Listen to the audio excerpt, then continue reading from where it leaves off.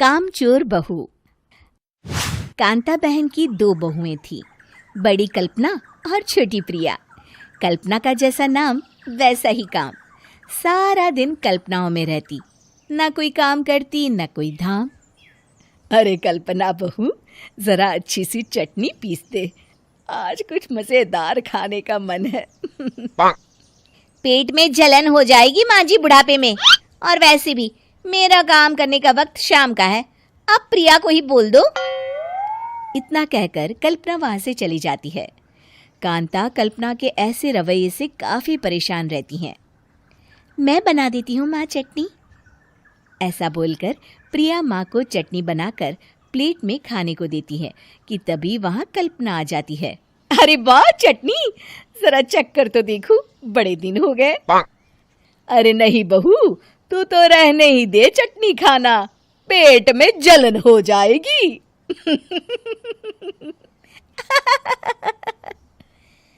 इतना कहकर कांता और प्रिया दोनों हंसने लगते हैं।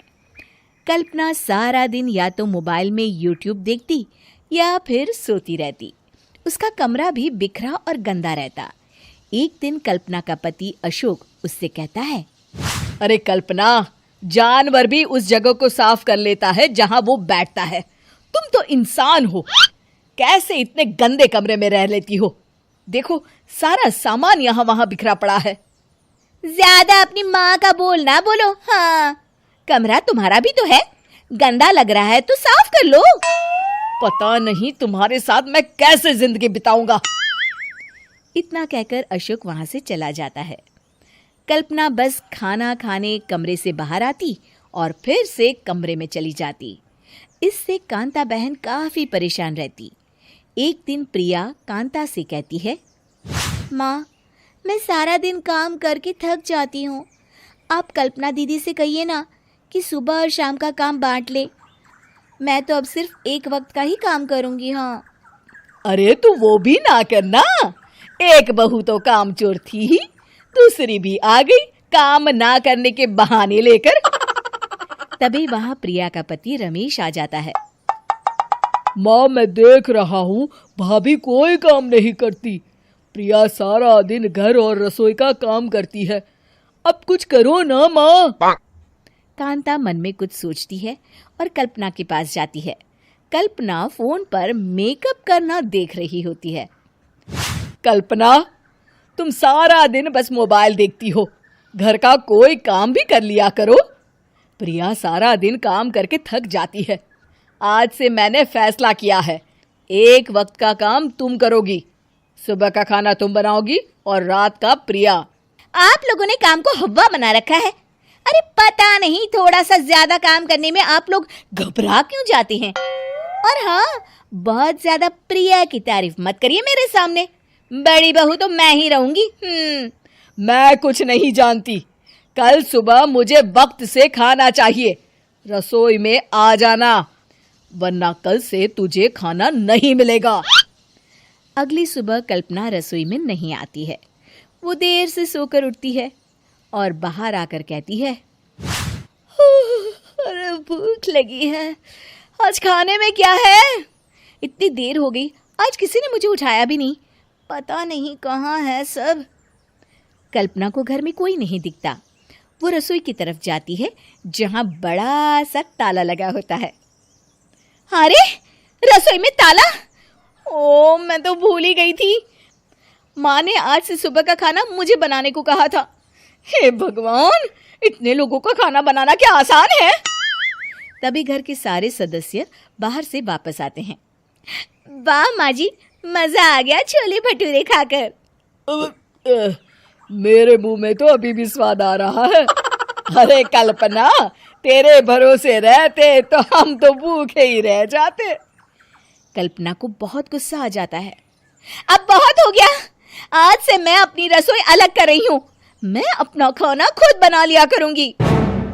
कल्पना अपनी रसोई अलग कर लेती है, पर आए दिन उसका देर से उठना और काम न करने की आदत से वो भूखी ही रह जाती थी। उसी के सामने घर के लोग अच्छे अच्छे पकवान खाते और कामचोर कल्पना को जैसे तैसे ही खाना बनाकर खाना पड़ता। पर एक दिन तो हद ही हो गई। माँ, दीदी आज सुबह से कमरे से बाहर नहीं निकली, हमें जाकर देखना चाहिए। सो रही होगी कामचोर कहीं की, पर तुम कहती हो तो चलो देख लेते हैं उसे। कल्पना कमरे में पेट पकड़कर बैठी होती है। हाय मेरा दर्द, पेट दर्द के मारे मर रही हूं मैं।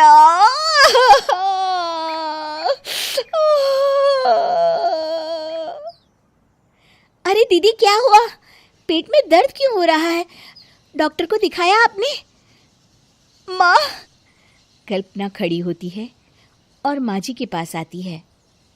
मुझे माफ कर दीजिए, अब से मैं सारे काम में मदद करूंगी, कभी आलस और काम चोरी नहीं करूंगी। हाँ, वो तो ठीक है, लेकिन अचानक क्या हो गया जो तू काम करने को तैयार हो गई? कामचोर कल्पना। माँ, लगातार बासी और उल्टा पुल्टा खाना खाने के कारण मेरे पेट में इन्फेक्शन हो गया है। काम न करना पड़े इसलिए मैं 2 दिन का खाना एक दिन ही बना लेती थी। बासी और खराब खाना खाने के कारण लेने के देने पड़ गए। पेट में दर्द हो रहा है। चलो अच्छा हुआ, देर आए दुरुस्त आए। कांता बहन की 2 बहुएं थी, बड़ी कल्पना और छोटी प्रिया। कल्पना का जैसा नाम वैसा ही काम। सारा दिन कल्पनाओं में रहती, ना कोई काम करती ना कोई धाम। अरे कल्पना बहू, जरा अच्छी सी चटनी पीस दे, आज कुछ मजेदार खाने का मन है। पेट में जलन हो जाएगी माँ जी बुढ़ापे में, और वैसे भी मेरा काम करने का वक्त शाम का है, अब प्रिया को ही बोल दो। इतना कहकर कल्पना वहां से चली जाती है। कांता कल्पना के ऐसे रवैये से काफी परेशान रहती हैं। मैं बना देती हूँ माँ चटनी। ऐसा बोलकर प्रिया माँ को चटनी बनाकर प्लेट में खाने को देती है कि तभी वहाँ कल्पना आ जाती है। अरे वाह चटनी, जरा चख कर तो देखूं, बड़े दिन हो गए। अरे नहीं बहू, तू तो रहने ही दे चटनी खाना, पेट में जलन हो जाएगी।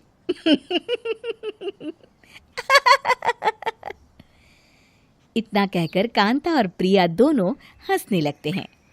कल्पना सारा दिन या तो मोबाइल में यूट्यूब देखती या फिर सोती रहती। उसका कमरा भी बिखरा और गंदा रहता।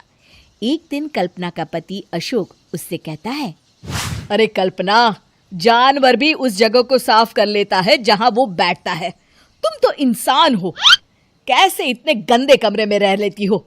देखो सारा सामान यहाँ वहां बिखरा पड़ा है। ज्यादा अपनी माँ का बोल ना बोलो। हाँ, कमरा तुम्हारा भी तो है, गंदा लग रहा है तो साफ कर लो।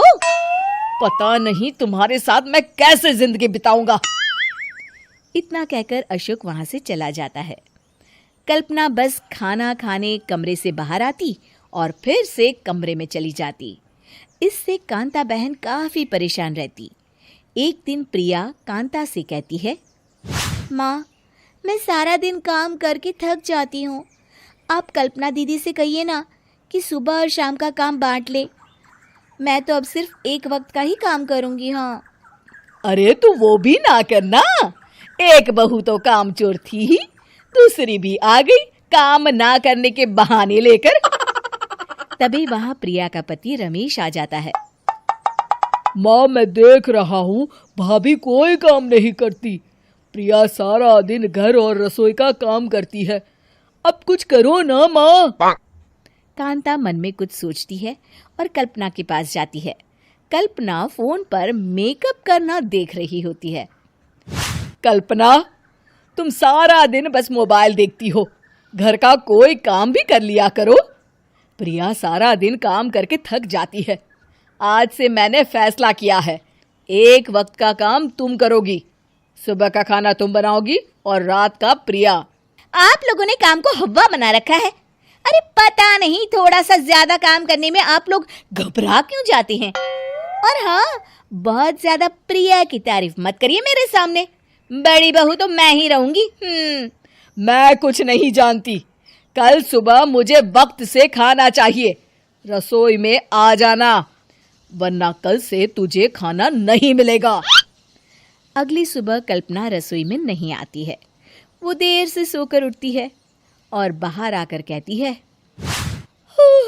अरे भूख लगी है, आज खाने में क्या है? इतनी देर हो गई, आज किसी ने मुझे उठाया भी नहीं, पता नहीं कहाँ है सब। कल्पना को घर में कोई नहीं दिखता। वो रसोई की तरफ जाती है जहाँ बड़ा सा ताला लगा होता है। अरे रसोई में ताला! ओ, मैं तो भूल ही गई थी। माँ ने आज से सुबह का खाना मुझे बनाने को कहा था। हे भगवान, इतने लोगों का खाना बनाना क्या आसान है? तभी घर के सारे सदस्य बाहर से वापस आते हैं। वाह माँ जी, मजा आ गया छोले भटूरे खाकर। मेरे मुंह में तो अभी भी स्वाद आ रहा है। अरे कल्पना, तेरे भरोसे रहते तो हम तो भूखे ही रह जाते। कल्पना को बहुत गुस्सा आ जाता है। अब बहुत हो गया, आज से मैं अपनी रसोई अलग कर रही हूँ। मैं अपना खाना खुद बना लिया करूंगी।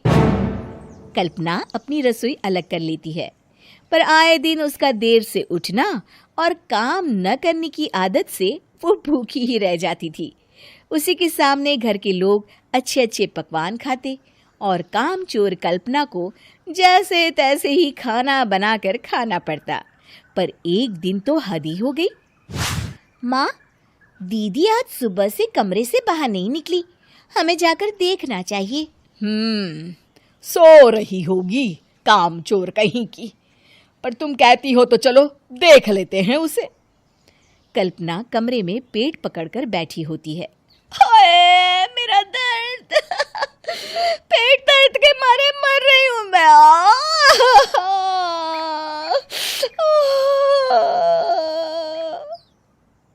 अरे दीदी, क्या हुआ? पेट में दर्द क्यों हो रहा है? डॉक्टर को दिखाया आपने? माँ, कल्पना खड़ी होती है और माँ जी के पास आती है। मुझे माफ कर दीजिए, अब से मैं सारे काम में मदद करूंगी, कभी आलस और काम चोरी नहीं करूंगी। हाँ हाँ, वो तो ठीक है, लेकिन अचानक क्या हो गया जो तू काम करने को तैयार हो गई? कामचोर कल्पना।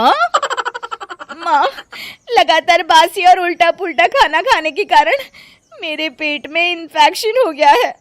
काम न करना पड़े इसलिए मैं 2 दिन का खाना एक दिन ही बना लेती थी। बासी और खराब खाना खाने के कारण लेने के देने पड़ गए। पेट में दर्द हो रहा है।